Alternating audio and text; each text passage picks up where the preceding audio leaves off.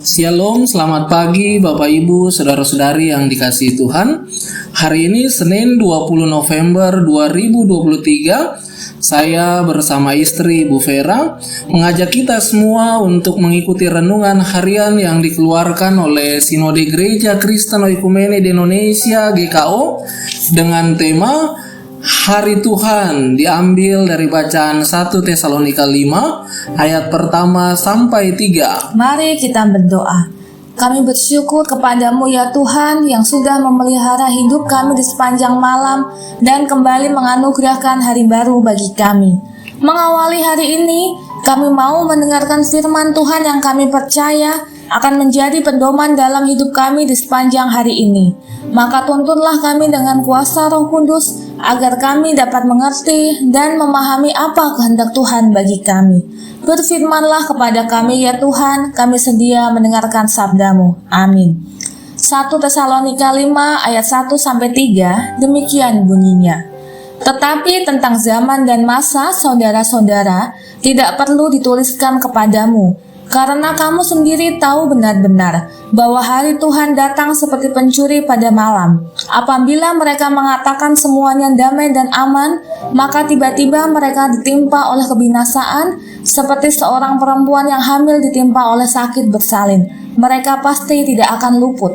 Melalui ayat firman Tuhan tersebut, kita dapat menggali beberapa pertanyaan. Pertama, berdasarkan ayat pertama, apa yang tidak perlu dituliskan itu? Zaman dan masa. Berdasarkan ayat kedua, bagaimana kedatangan hari Tuhan itu? Hari Tuhan datang seperti pencuri pada malam hari. Lalu, berdasarkan ayat 3, apa yang akan dialami oleh orang yang mengatakan semuanya aman dan damai pada hari Tuhan? Mereka akan ditimpa kebinasaan. Mereka tidak akan luput. Bapak Ibu Saudara-saudari yang dikasihi Tuhan, berjaga-jaga adalah sikap hati yang harus dimiliki oleh setiap orang Kristen sebagai akibat dari kenyataan bahwa tidak ada seorang pun yang tahu kapan Kristus akan datang kembali. Orang Kristen percaya akan hari Tuhan yang pasti terjadi atau kedatangan Yesus yang kedua kali sebagai puncak, sebagai pemenuhan, sebagai kulminasi dari seluruh rencana penyelamatan Allah. Sekarang ini kita memang sudah diselamatkan, tetapi kita tahu iblis masih bisa menggoda dan menjatuhkan kita. Sekarang ini Yesus memang sudah membebaskan kita, tetapi kita tahu bahwa kita masih harus mengalami banyak penderitaan, mencucurkan banyak air mata. Tetapi nanti kalau Yesus datang untuk kedua kali, kita akan melihat langit yang baru dan bumi yang baru. Sebab langit yang pertama dan bumi yang pertama telah berlalu. Kita akan melihat kota yang kudus, Yerusalem yang baru turun dari sorga dari Allah, yang berhias bagaikan pengantin perempuan yang berdandan untuk suaminya. Orang Kristen percaya akan akhir zaman, dan kita percaya bahwa pada akhirnya kebenaran akan menang, keadilan akan menang. Oleh karena itu, orang yang menderita karena ketidakadilan, karena mau hidup yang baik, yang jujur, yang benar, bertahanlah. Sebab semua penderitaan dan pengorbanan itu tidak akan sia-sia.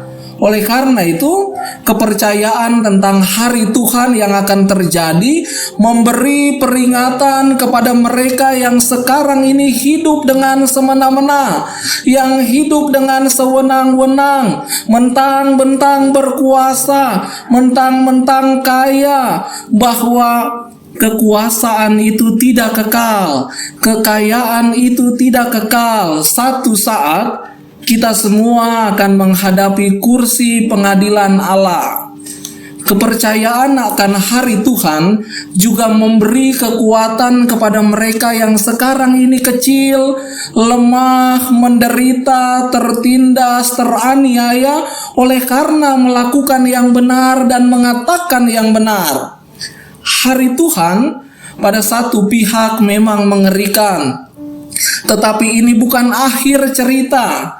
Hari Tuhan adalah malapetaka bagi mereka yang hidup dalam kejahatan, tetapi kebebasan bagi mereka yang hidup dalam kebenaran.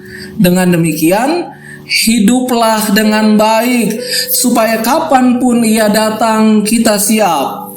Mestinya orang Kristen lebih merindukan kedatangan Yesus, bukan malah senang Yesus belum datang-datang. Kristus akan datang kembali, itu pasti. Persiapkan diri Anda, jangan panik, jangan terlena, dan juga jangan mereka-reka. Bertahanlah di dalam kesulitan hidup yang kamu alami, sebab sang kebaikan itu akan datang kembali. Amin. Mari kita berdoa. Tuhan Yesus, terima kasih untuk kebenaran sabda-Mu di pagi ini.